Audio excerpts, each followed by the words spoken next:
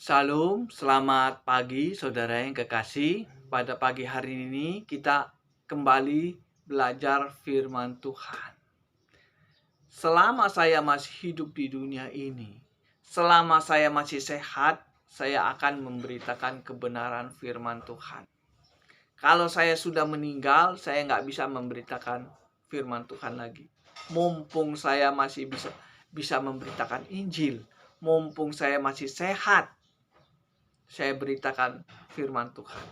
Karena itu ada tugas saya sebagai hamba Tuhan.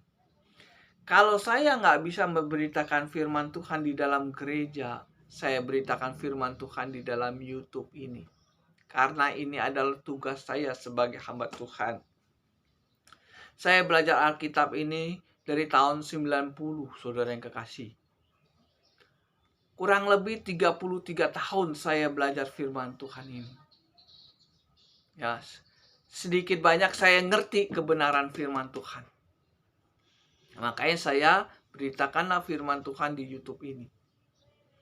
Saudara yang kekasih, orang Kristen kan sudah banyak yang meninggal. Bahkan hamba Tuhan atau pendeta sudah banyak yang meninggal. Kalau saya pelajarin Alkitab ini, banyak sekali orang Kristen yang mati nggak masuk surga. Bahkan hamba Tuhan yang meninggal mati nggak masuk surga. Ya, bukan saya menghakimi saudara yang kekasih. Saya pelajarin Alkitab ini. Makanya saya tahu banyak sekali orang Kristen, bahkan hamba Tuhan yang mati nggak masuk surga. Nah, kita kupas masalah ini. Kenapa ini bisa terjadi? Saudara yang kekasih, pada pagi hari ini saya ingin berbicara tentang perbedaan antara suara Tuhan dengan suara iblis. Dan perbedaan suara hamba iblis dengan suara hamba Tuhan. Ini yang membuat orang Kristen gak bisa masuk surga. Karena apa? Karena tidak bisa membedakan antara suara Tuhan dengan suara iblis. Tidak bisa membedakan mana itu suara hamba iblis, mana itu suara hamba Tuhan. Pada pagi hari ini saya ingin kupas masalah ini. Supaya apa? Supaya saudara nanti meninggal masuk surga.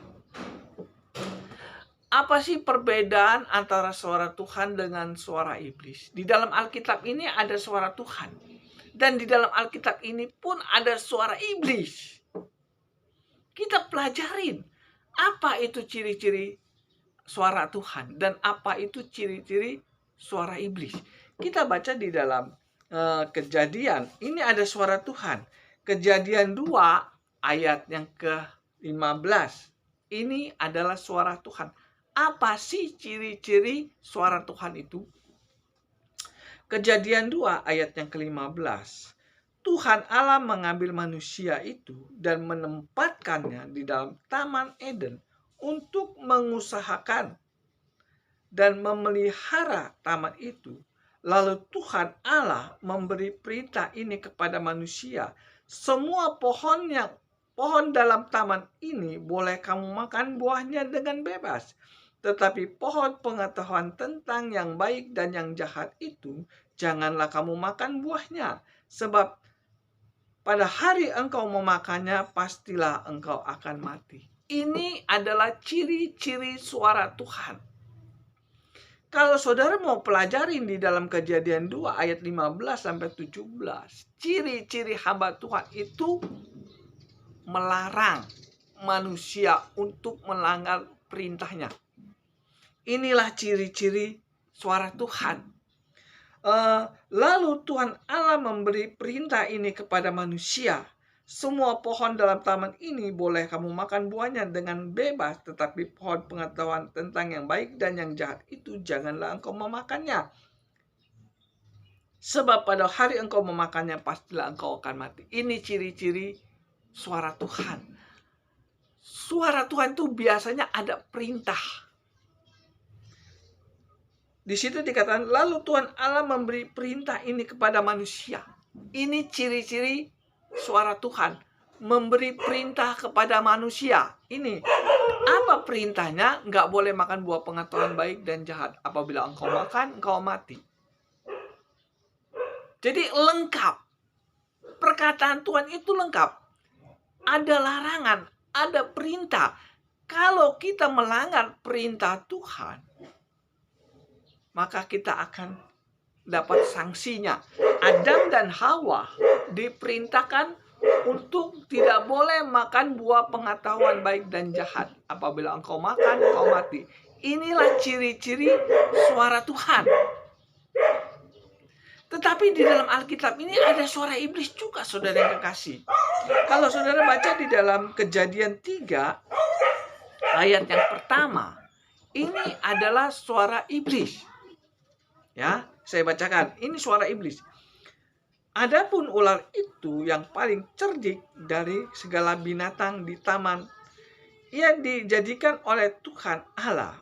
Ular itu berkata kepada perempuan itu, tentulah Allah berfirman, semua pohon yang ada di dalam ini, jangan kamu makan buahnya, bukan?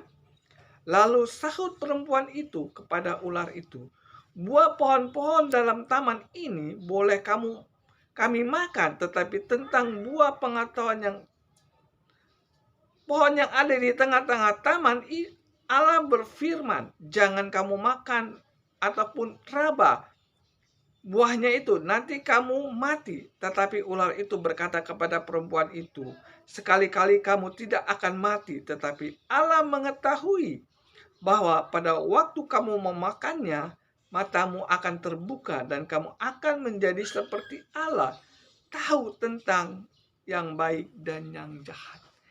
Inilah ciri-ciri suara iblis. Iblis pun berbicara kepada manusia dari zaman Adam dan Hawa sampai sekarang. Iblis masih berbicara kepada manusia. Apa yang dibicarakan iblis kepada perempuan ini berlawanan dengan apa yang Tuhan katakan. Tuhan katakan tidak boleh makan buah ini, iblis bilang boleh. Tuhan mengatakan boleh makan buah yang ada di taman ini, tapi iblis mengatakan tidak boleh. Dibalik-balik. Perkataan Tuhan dan perkataan iblis itu biasanya berlawanan, saudara yang kekasih. Sehingga apa yang terjadi? Adam dan Hawa lebih percaya dengan perkataan iblis daripada perkataan Tuhan. Apa yang terjadi? Karena Adam dan Hawa lebih percaya dengan perkataan iblis, maka dia keluar dari Taman Eden. Inilah yang membuat banyak sekali orang Kristen yang nggak bisa masuk surga. Karena dia lebih percaya perkataan iblis daripada perkataan Tuhan. Waktu zaman dulu, zaman Adam dan Hawa, Tuhan nggak ada anak buah. Zaman dulu, Adam dan Hawa juga, iblis nggak punya anak buah. Maka Tuhan langsung berbicara kepada Adam dan Hawa. Nah, kalau zaman sekarang, Tuhan sudah punya anak buah yang namanya hamba Tuhan. Zaman sekarang pun iblis sudah memiliki anak buah, ya, namanya hamba iblis. Jadi zaman sekarang ini yang berbicara bukan Tuhan lagi. Zaman sekarang ini yang berbicara bukan iblis lagi, tetapi anak buah mereka, hamba Tuhan dan hamba iblis, bekerja di dunia ini di akhir zaman. Nah, kalau saudara tidak bisa membedakan mana itu suara hamba Tuhan, mana itu suara hamba iblis, maka saudara bisa gagal masuk surga. Seperti Adam dan Hawa, dia lebih percaya dengan perkataan iblis daripada perkataan Tuhan. Begitu juga di akhir zaman ini. Kalau saudara lebih percaya dengan perkataan hamba iblis daripada hamba Tuhan, maka saudara pun akan gagal masuk surga. Ya, banyak sekali orang Kristen tidak bisa membedakan mana itu suara Tuhan, mana itu suara iblis. Banyak sekali juga sekarang Orang Kristen tidak bisa membedakan mana itu hamba iblis, mana itu hamba Tuhan. Ini yang membuat banyak orang Kristen mati nggak bisa masuk surga. Karena tidak bisa membedakan mana itu suara hamba Tuhan, mana itu suara hamba iblis. Nah, pada pagi hari ini saya ingin membongkar apa sih ciri-ciri hamba Tuhan dan apa sih ciri-ciri hamba iblis. Ya, ini penting saudara yang kekasih, karena ini menyangkut sorga dan neraka. Bukan soal jabatan, bukan soal harta, tetapi soal sorga dan neraka, lebih dari itu. Kalau hamba Tuhan, itu suaranya percis dengan suara Tuhan. Perintahnya. Ya. Perkataan hamba Tuhan itu percis sama dengan perkataan Tuhan. Karena satu perintah dari Tuhan kepada hamba Tuhan. Begitu juga perintah iblis kepada hamba iblis. Itu sama. Ciri-ciri hamba iblis itu tukang bohong. Ciri-ciri hamba iblis itu tukang bohong. Kenapa bisa begitu? Karena bapaknya pun iblis. Tetapi kalau hamba Tuhan, khotbahnya nggak bisa bohong. Apa yang ada di dalam Alkitab, itu dia katakan. Karena Alkitab ini adalah perkataan Tuhan. Jadi kalau hamba Tuhan, itu perkataannya sama persis dengan perkataan Tuhan. Apa sih ciri-ciri perkataan hamba Tuhan? Kita baca di dalam 2 Timotius 3 ya. 2 Timotius 3 ayat yang ke-16. Bentar ya. 2 Timotius 3 ayat 16. Segala tulisan ya, segala tulisan yang diilhamkan Allah memang bermanfaat untuk mengajar, untuk menyatakan kesalahan, untuk memperbaiki kelakuan, dan untuk mendidik orang dalam kebenaran. Dengan demikian, tiap-tiap manusia kepunyaan Tuhan diperlengkapi untuk setiap perbuatan yang baik. Di sini dikatakan segala tulisan yang diilhamkan Allah untuk menyatakan kesalahan. Hamba Tuhan yang benar, kalau dia mengajar atau dia berkhotbah, itu menyatakan kesalahan kita. Kasar ngomongnya mengorek-ngorek dosa kita. Yang tadinya kita nutupin dosa, tapi dibuka oleh hamba Tuhan. Kenapa Tuhan menyuruh hamba Tuhan itu untuk membuka dosa-dosa manusia, supaya manusia itu bisa berbuat baik?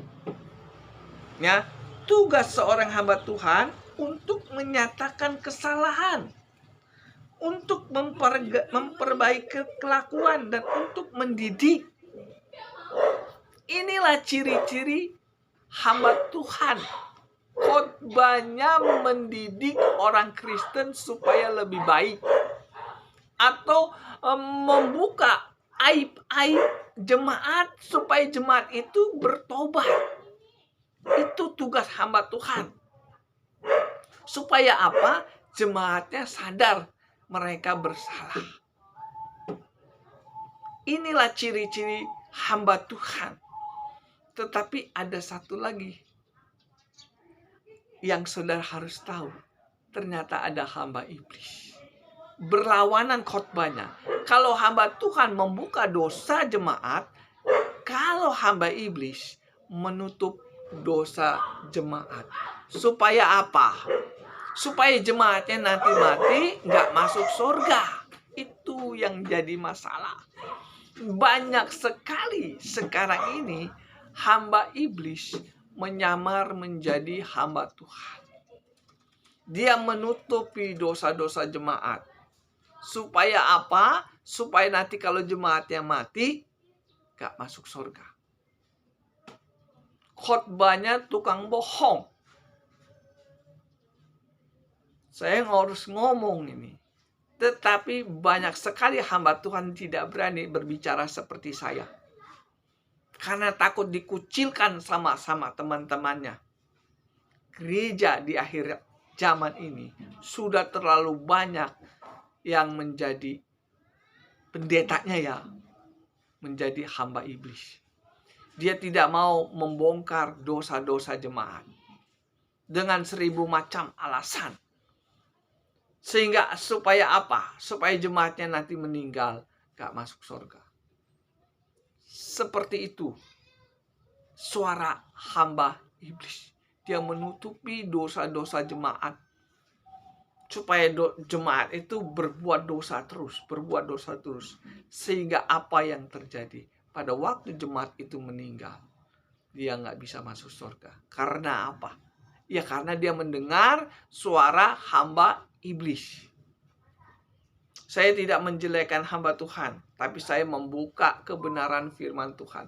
Mau gak mau, senang gak senang, suka gak suka, ini kebenaran firman Tuhan. Katakan yang benar ya benar, katakan salah ya salah. Di akhir zaman ini sudah terlalu banyak hamba iblis yang menyamar menjadi hamba Tuhan. Perkataannya tidak sesuai dengan Alkitab.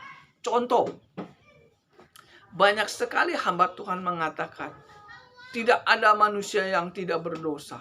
Semua orang pasti berbuat dosa. Berbuat dosa juga tidak apa-apa karena Tuhan mengampuni kita. Karena kita sudah ditebus dengan kasih karunia. Sehingga kita berbuat dosa pun tidak apa-apa. Karena Tuhan Maha Baik. Ini saya sering mendengar perkataan hamba Tuhan seperti itu.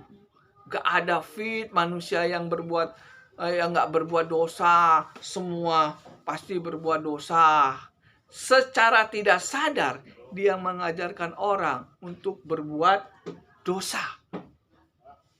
Ini sangat bahaya, saudara. Suara iblis sudah masuk ke dalam gereja melalui hamba iblis. Ini permasalahan, saudara yang kekasih. Khotbahnya bohong. Ya. Saya berani mengatakan seperti ini karena saya ngerti Alkitab. Banyak sekali hamba iblis menjamar menjadi hamba Tuhan. Apa ciri-cirinya? Khotbahnya bohong. Kita baca di dalam Matius 20. Ya. Bentar. Matius 20 ayat 23 saya bacakan. Ini berbicara tentang orang Kristen yang mati. Matius 20 ayat 23 saya bacakan. Yesus berkata kepada mereka, "Cawanku memang akan kamu minum, tetapi hal duduk di sebelah kananku atau di sebelah kiriku, aku tidak berhak memberikannya." Yesus mengatakan, apabila ada orang mati, Yesus mengatakan, aku tidak berhak memberikan orang yang mati itu duduk di sebelah kananku atau duduk sebelah kiriku. Yesus mengatakan seperti itu. Ini berbicara tentang orang Kristen mati. Yesus nggak berani mengatakan, pama yang mati si Meli. Yesus nggak berani mengatakan, si Meli sudah duduk di sebelah kanan Allah Bapa. Atau si Meli sudah bersama Yesus di surga. Yesus nggak berani seperti itu. Perkataan Tuhan nggak seperti itu. Tetapi kalau perkataan hamba iblis mengatakan, si Meli sudah duduk di sebelah kanan Allah Bapa. Berlawanan ya saudara yang kekasih. Perbedaan antara hamba Tuhan dan hamba iblis. Kalau hamba Tuhan tidak berani mengatakan si Meli duduk di sebelah kanan Allah Bapa, hamba Tuhan nggak berani mengatakan seperti itu. Karena apa? Karena Yesus pun nggak berani mengatakan si Meli duduk di sebelah kanan Allah Bapa. Saya sebagai hamba Tuhan, saya nggak berani mengatakan si Meli duduk di sebelah kanan Allah Bapa. Karena Yesus pun nggak berani menjamin si Meli duduk di sebelah kanan Allah Bapa. Betul nggak? Nah, tetapi di akhir zaman sekarang ini, hampir rata-rata semua pendeta, kalau melihat ada orang Kristen yang mati, si Meli sudah duduk di sebelah kanan Allah Bapa. Si Meli sudah bersama Tuhan di surga. Itu bahasanya enak didengar, saudara yang kekasih. Tetapi bohong. Saya tanya kepada saudara yang kekasih. Apakah pendeta itu sudah melihat si Meli duduk di sebelah kanan Allah Bapa? Apakah pendeta itu sudah melihat Meli bersama Tuhan Yesus di sorga? Kalau pendeta itu belum melihat Meli duduk di sebelah kanan Allah Bapa, dia sudah mengatakan si Meli sudah duduk di sebelah kanan Allah Bapa, berarti khotbahnya bohong. Kalau khotbahnya bohong, itu bukan suara Tuhan, saudara yang kekasih. Suara iblis. Suara iblis yang menyamar suara Tuhan. Tuhan tidak pernah mengatakan si Meli duduk di sebelah kanan Allah Bapa. Tetapi hamba iblis ini mengatakan si Meli sudah duduk di sebelah kanan Allah Bapa. Dengarnya enak, saudara yang kekasih. Tapi bohong. Inilah ciri-ciri hamba iblis yang menyamar menjadi hamba Tuhan. Dia belum lihat si Meli duduk di sebelah kanan Allah Bapa, dia sudah katakan si Meli sudah duduk di sebelah kanan Allah Bapa. Khotbahnya tidak sesuai dengan Alkitab. Ya, saya ingin katakan, orang bohong kalau mati tinggal di mana? Di neraka, saudara kekasih. Sekalipun saudara hamba Tuhan, kalau saudara berkhotbahnya bohong, saudara mati, saudara tinggal di neraka bersama iblis. Karena bapak pembohong adalah iblis, bukan Tuhan. Saya harus mengatakan apa adanya, saudara yang kekasih. Saya nggak menjelekkan pendeta. Ya, saya tidak menjelek-jelekan pendeta juga. Tapi saya memberitakan firman Tuhan. Kalau ada pendeta khotbahnya bohong, maka dia akan bersama iblis di neraka. Apa benar orang yang bohong nggak bisa masuk surga? Ya, apa benar orang bohong nggak bisa masuk surga? Kita baca di dalam Wahyu. Wahyu 1 ayat yang ke-8. Saya bacakannya ya. Tetapi orang-orang penakut, orang-orang yang tidak percaya, orang-orang yang keji, orang-orang pembunuh, orang-orang sundal, tukang-tukang sihir, penyembah-penyembah berhala, dan semua pendusta, mereka akan mendapat bagian mereka di dalam lautan yang menyala-nyala oleh api dan belerang. Inilah kematian yang kedua. Semua orang pendusta, di situ dikatakan, penyembah-penyembah berhala dan semua pendusta, mereka akan mendapat bagian mereka dalam lautan api yang menyala-nyala. Kalau pendeta itu khotbahnya bohong, dia belum lihat si Meli duduk di sebelah kanan Allah Bapa, tetapi dia khotbahnya si Meli sudah duduk di sebelah kanan Allah Bapa, maka pendeta itu akan mendapat bagian api yang kekal di neraka. Semua di situ dikatakan semua pendusta, sekalipun dia hamba Tuhan, sekalipun dia pendeta besar, kalau dia berdusta khotbahnya, dia akan mendapat bagian dalam api yang menyala-nyala. Ya, ini firman Tuhan, ada kepastian, saudara yang kekasih. Kenapa saya mengatakan seperti ini? Karena sudah terlalu banyak pendeta yang khotbahnya bohong. Waktu khotbah tentang kematian, Hampir semua pendeta mengatakan kalau ada acara kematian, si Meli sudah duduk di sebelah kanan Allah Bapa, atau si Meli sudah bersama Tuhan di sorga. Nah, perkataan itu akan dipertanggungjawabkan setelah dia mati. Dia pakai nama Tuhan, tetapi perkataannya percis dengan perkataan iblis, bohong. Kenapa saya katakan banyak sekali pendeta yang mati nggak masuk surga? Karena apa? Karena khotbahnya bohong.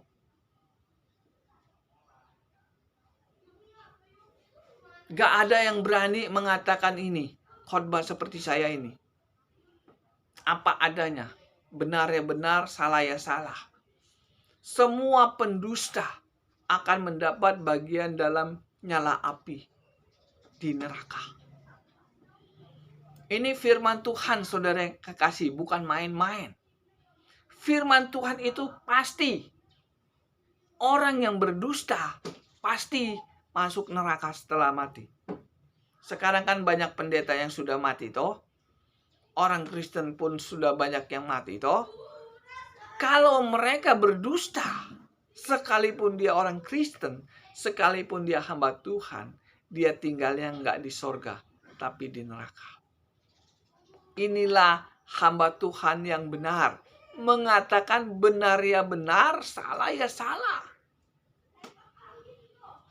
Memang saudara yang kekasih, kalau kita ingin mendengar firman Tuhan yang benar, nggak enak dengarnya.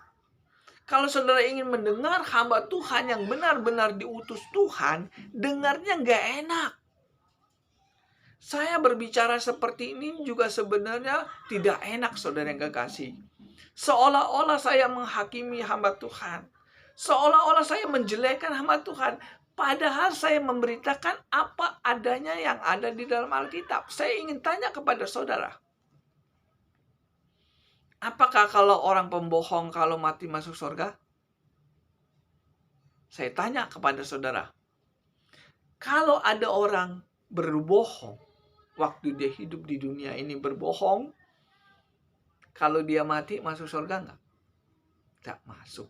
Sekalipun dia hamba Tuhan. Sekalipun dia itu hamba Tuhan senior, dokter, gelarnya S2, S3. Kalau khotbahnya bohong, tidak sesuai dengan Alkitab, maka dia penuh penghuni neraka. Semua pendusta tinggal di dalam api yang kekal.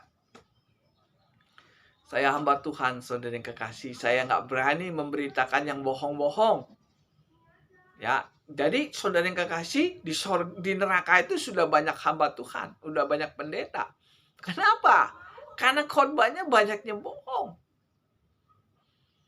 Nah, banyak orang nggak berani khotbah seperti saya ini, karena takut dikucilkan.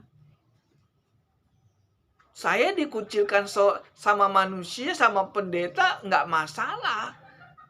Tapi jangan sampai Tuhan yang mengucilkan saya. Kalau saya dikucilkan sama Tuhan setelah mati, saya menderita di neraka. Kalau saya dikucilkan sama pendeta, tidak ada masalah. Tidak masalah. Tetapi kalau saya dikucilkan sama Yesus, itu masalah besar. Makanya saya harus khotbah yang benar. Kita baca lagi di dalam Matius 20. Biar jelas ya. Matius 20 ayat 23. Bentar. Matius 20 ayat 23.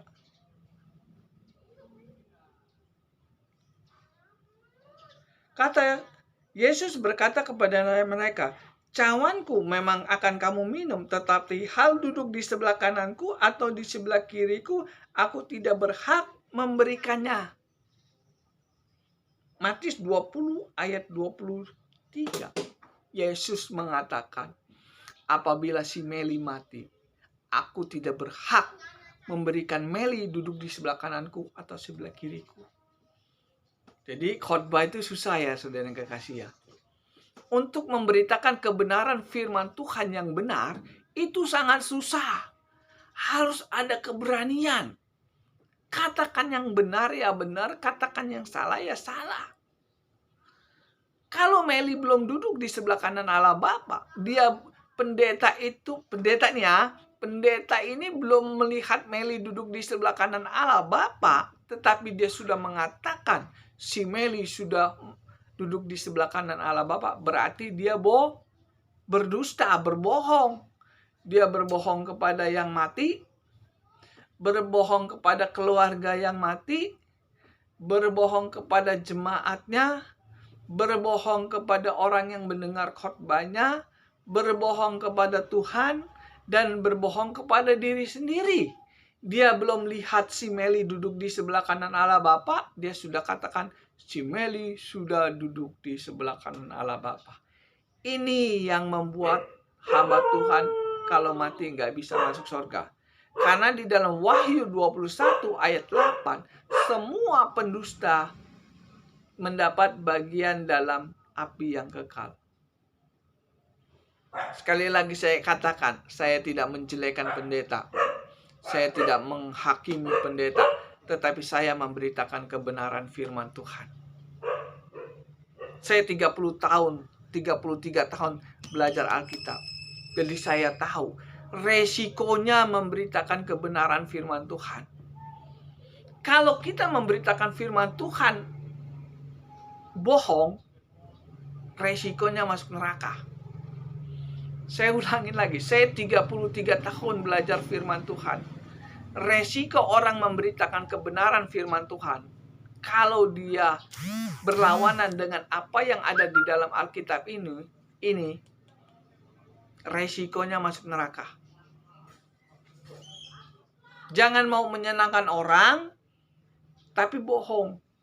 Si Meli sudah duduk di sebelah kanan Allah Bapa. Itu menyenangkan yang mendengar, saudara yang kekasih. Menyenangkan yang mati. Siapa yang gak mau masuk surga? Siapa yang gak mau duduk di sebelah kanan Allah Bapa? Semua orang mati ingin duduk di sebelah kanan Allah Bapa. Tetapi itu bohong. Jangan mau menyenangkan orang, tapi bohong. Resikonya masuk neraka. Saudara yang kekasih, saya ingin katakan, banyak sekali hamba Tuhan yang berbohong di dalam berkhotbah, khususnya di dalam acara kematian. Ya, bagaimana jemaatnya kalau mati? Kan banyak pendeta yang bohong khotbahnya dalam kematian. Bagaimana nasib jemaatnya yang dipimpin oleh pendeta yang bohong? Kalau menurut Alkitab, jemaat yang mendukung pendeta yang bohong masuk neraka juga. Apa benar perkataan saya? Kita baca di dalam 2 Yohanes. Bentar ya. 2 Yohanes 1. 2 Yohanes 1 ayat yang ke-7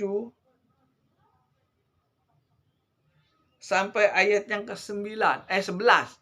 2 Yohanes 1 ayat yang ke-7 sampai ke-11. Saya bacakan, ini penting. Jemaat orang Kristen yang mendukung pendetanya tukang bohong, nasibnya gimana? Jelas ya omongan saya. 2 Yohanes 1 ayat yang ke-7 sampai 11.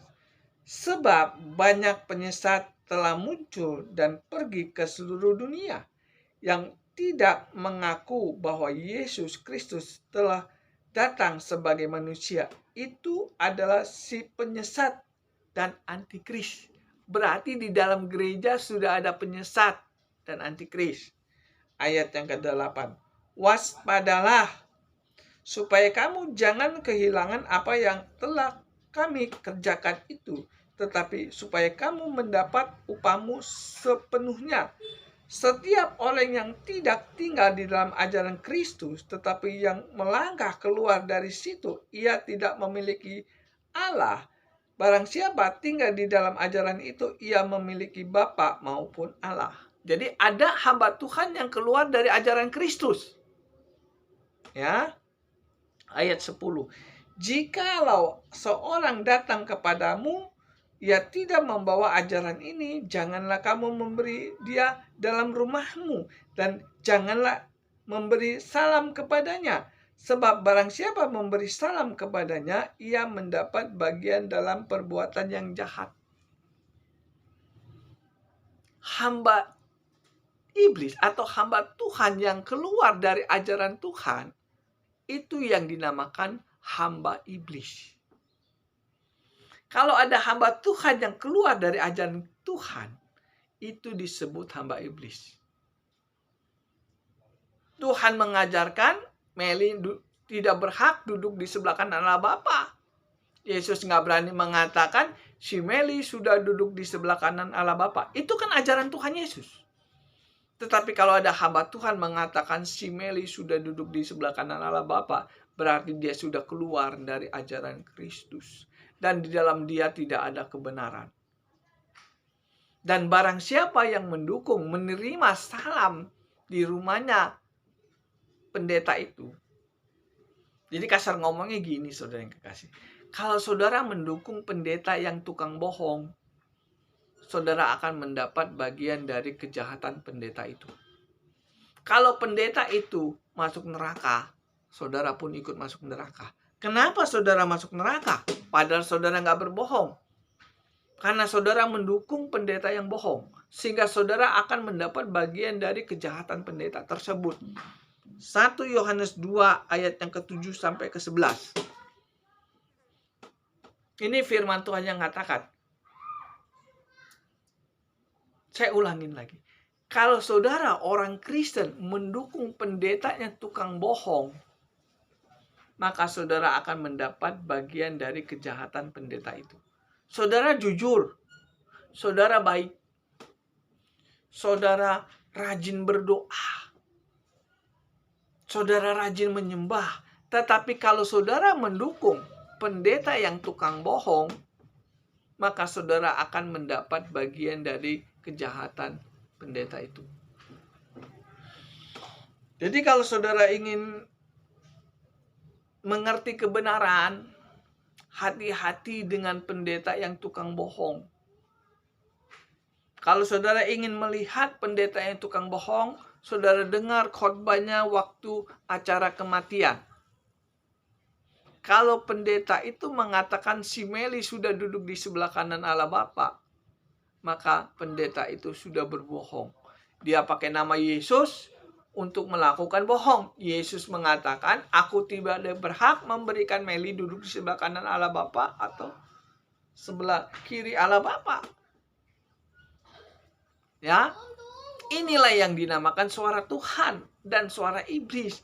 Suara Tuhan itu nggak enak didengar. Apa yang saudara dengar khotbah saya ini di YouTube ini, dengarnya nggak enak, saudara yang kekasih. Tapi ini kebenaran firman Tuhan. Ya, saya nggak cari nama, saudara yang kekasih. Saya nggak cari uang. Saya juga tidak mau menyenangkan hati saudara. Saya hanya menegakkan kebenaran firman Tuhan. Untuk apa saya menyenangkan hati saudara kalau khotbahnya nggak sesuai dengan Alkitab? Lebih baik saya katakan apa adanya, walaupun dengarnya nggak enak. Tapi ini kebenaran firman Tuhan. Kalau saudara mendukung pendeta yang tukang bohong, maka saudara akan mendapat bagian dari kejahatan pendeta tersebut. Ini firman Tuhan yang katakan, saudara, bukan saya. Saya hanya menyampaikan kebenaran firman Tuhan. Saya tanya kepada saudara sekali lagi. Kan banyak orang Kristen yang sudah meninggal.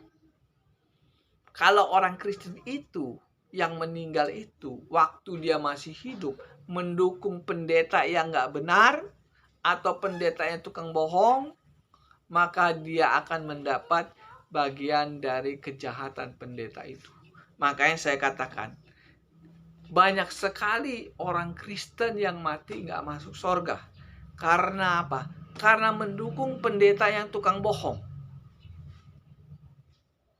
Orang Kristen yang mendukung pendeta yang tukang bohong, dia kalau mati, dia akan mendapat bagian dari kejahatan pendeta itu. Kenapa dia mendapat bagian kejahatan dari pendeta itu? Padahal dia tidak berbuat dosa. Dia berbuat baik. Dia rajin berdoa. Dia rajin menyumbang orang susah. Kenapa dia mendapat bagian dari kejahatan pendeta itu? Karena dia mendukung pendeta bohong itu. Gak enak dengarnya, saudara yang kekasih. Saya ngomong juga gak enak ini. Seolah-olah saya menjelekkan pendeta. Seolah-olah saya menghakimi pendeta. Tapi ini kebenaran firman Tuhan. Ini yang dinamakan suara Tuhan. Kenapa banyak orang Kristen gak masuk surga? Karena gak bisa membedakan mana suara Tuhan, mana suara iblis. Kalau saudara mendukung suara iblis, saudara mati, saudara akan bersama iblis di neraka. Kita baca di dalam Yohanes 13 ayat yang kedua. Apakah ada hamba iblis yang bekerja sama dengan iblis? Apakah ada hamba Tuhan yang bekerja sama dengan iblis? Ada. Yohanes 13 ayat yang kedua. Mereka sedang makan bersama dengan iblis. Mereka sedang makan bersama dan iblis telah membisikkan rencana dalam hati Yudas Iskariot, anak Simon, untuk mengkhianati dia. Dia ini Yesus. Kalau hamba Tuhan sudah bekerja sama dengan iblis, maka dia mengkhianati Yesus. Yesus mengatakan, aku tidak berhak memberikan si Meli duduk di sebelah kanan Allah Bapa, sebelah kanan atau sebelah kiri, tetapi kalau hamba Tuhan itu sudah bekerja dengan iblis, maka khotbahnya berlawanan dengan khotbah Yesus. Ya. Yohanes 13 ayat yang kedua, mereka sedang makan bersama dan iblis telah membisikkan rencana dalam hati Yudas Iskariot, anak Simon, untuk mengkhianati dia. Jadi ada hamba Tuhan yang bekerja sama iblis mengkhianati pekerjaan Tuhan. Nah, kalau kita mendukung pendeta seperti ini, kalau kita mendukung pendeta yang mengkhianati Tuhan, atau kita mendukung pendeta yang bekerja sama dengan iblis, maka kita mendapat bagian dari kejahatan mereka. Kita baca lagi di dalam Wahyu 20 ayat yang 10. Ini pendeta yang nggak masuk surga nih, saudara yang kekasih. Kemana sih pendeta yang nggak masuk surga itu? Wahyu 20 ayat yang ke-10. Dan iblis yang menyesatkan mereka dilemparkan ke dalam lautan api dan belerang, yaitu tempat binatang dan nabi palsu itu, dan mereka disiksa siang malam sampai selama-lamanya. Ini pendeta yang bekerja sama dengan iblis, kalau mati tinggal di neraka bersama iblis. Dan kalau saudara mendukung pendeta yang bekerja sama dengan iblis, saudara pun ikut bersama iblis di neraka setelah mati. Nah, kenapa banyak orang Kristen yang mati nggak masuk surga, tapi masuk neraka? Karena nggak bisa membedakan mana itu suara Tuhan, mana itu suara iblis, mana itu suara hamba Tuhan, mana itu suara hamba iblis. Mereka nggak mengerti, sehingga apa yang terjadi? Mereka mendukung hamba iblis untuk mengkhianati Yesus. Di dalam gereja sudah banyak hamba iblis yang menyamar menjadi hamba Tuhan. Contohnya khotbahnya bohong. Kenapa saya berulang-ulang berkatakan seperti ini? Karena sudah terlalu banyak orang Kristen yang mati nggak masuk surga. Karena apa? Karena nggak bisa membedakan mana itu suara hamba Tuhan, mana itu suara hamba iblis. Suara hamba iblis itu khotbahnya bohong. Suara hamba Tuhan itu suaranya ya seperti saya ini. Saya bukan membangga-banggakan, saya harus mengatakan yang benar ya benar, salah ya salah. Suara Tuhan dengarnya nggak enak, saudara yang kekasih. Suara hamba Tuhan, khotbah hamba Tuhan itu nggak enak didengar. Karena dia mengorek kesalahan-kesalahan kita. Supaya apa? Supaya kita bertobat. Saya sebagai hamba Tuhan harus mengatakan seperti ini apa adanya. Kalau saudara mendukung hamba iblis, saudara mati, jangan harap bisa masuk surga. Saya tidak ngadu domba antara saudara dengan gembala saudara. Saya nggak mengadu domba. Saya hanya memberitakan kebenaran firman Tuhan. Kalau saudara mendukung pendeta yang tukang bohong, maka saudara akan mendapat bagian dari pendeta itu. Kalau pendetanya itu sudah masuk neraka, saudara ikut masuk neraka. Karena apa? Karena saudara mendukung.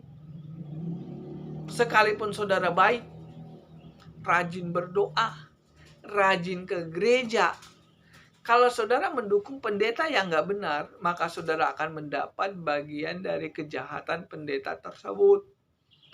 Maaf bicara, saya nggak menjelekan pendeta, saya tidak menghakimi pendeta, karena ini kebenaran firman Tuhan yang saya katakan.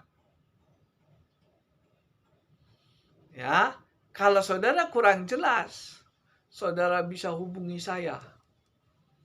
Ini sangat penting karena soal surga dan neraka. Jangan sampai setelah kita mati, kita masuk neraka karena mendukung pendeta yang nggak benar. Atau mendukung gereja yang nggak benar. Kalau saudara lihat background di belakang ini pendeta yang tidak mau menjalankan firman Tuhan.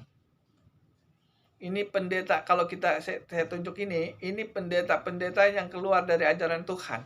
Kalau kita mendukung pendeta yang menjalankan keluar dari ajaran Kristus, dia akan masuk neraka. Ini pendeta yang di sini ini adalah pendeta khotbahnya bohong. Dia belum melihat yang mati duduk di sebelah kanan Allah Bapa, dia sudah katakan dia sudah duduk di sebelah kanan Allah Bapa. Kalau pendeta yang di atas, dia katakan sesuai dengan Alkitab. Itu aja. Saudara yang kekasih, saudara masih hidup di dunia ini, saudara masih ada kesempatan untuk mengetahui mana itu suara Tuhan, mana suara iblis. Saudara ada kesempatan untuk mendengar mana itu suara hamba Tuhan, mana itu suara hamba iblis. Masih ada kesempatan untuk, kalau saudara salah, masih ada kesempatan untuk memperbaiki, mencari kebenaran. Kalau saudara belum tahu kebenaran, masih ada kesempatan untuk mengetahui kebenaran firman Tuhan. Makanya saya katakan, kalau saya nggak bisa memberitakan Injil di gereja, saya beritakan Injil di YouTube. YouTube ini. Ya. Saya tidak, sekali lagi saya mengulangi, saya tidak menjelekkan pendeta, saya tidak menghakimi pendeta, tapi saya memberitakan kebenaran firman Tuhan. Mana itu suara hamba Tuhan, mana itu suara hamba iblis. Mana itu suara Tuhan, mana suara iblis. Saudara harus tahu. Kalau saudara tidak tahu masalah ini, saudara mati sia-sia saudara menjadi orang Kristen. Untuk apa kita menjadi orang Kristen kalau mati nggak masuk surga? Untuk apa kita menjadi hamba Tuhan? Saya hamba Tuhan. Untuk apa saya jadi hamba Tuhan kalau mati nggak masuk surga? Nah, kenapa ada hamba Tuhan yang mati masuk neraka? Nggak masuk surga? Karena khotbahnya bohong. Kalau saudara kurang mengerti masalah ini, saudara bisa hubungi saya. Saya ingin katakan sekali lagi kepada saudara. Kalau saudara ingin mempelajari apa yang ada di belakang background saya ini orang Kristen yang benar. Ini hamba Tuhan yang jujur. Nggak enak dengarnya. Khotbahnya nggak enak. Khotbah yang jujur itu nggak enak. Ini. Tapi ujungnya masuk surga. Ini khotbah yang enak. Ini khotbahnya si Meli sudah duduk di sebelah kanan Allah Bapa. Tapi bohong. Ujungnya masuk ke dalam neraka. Pilihan di tangan kita. Saya sebagai hamba Tuhan hanya bisa memberitakan kebenaran firman Tuhan. Terkembali lagi kepada saudara. Ya, kalau saudara kurang mengerti masalah ini, saudara bisa hubungi saya. Mumpung saya masih sehat. Ya, kalau saya sudah mati, saya nggak bisa mengatakan seperti ini. Mumpung saya masih hidup, saya mengatakan seperti ini. Mana itu perkataan Tuhan, mana itu perkataan iblis. Mana itu perkataan hamba Tuhan, mana itu perkataan hamba iblis. Saudara harus belajar. Mumpung masih hidup, mumpung ada kesempatan, kalau kita salah, kita belajar bersama-sama. Kita berdoa. Tuhan, terima kasih atas firman-Mu pada pagi hari ini. Ajari kami mendengar hamba Tuhan yang benar. Ajari kami mendengar suara Tuhan, supaya kami tidak masuk ke dalam api neraka setelah kami meninggal.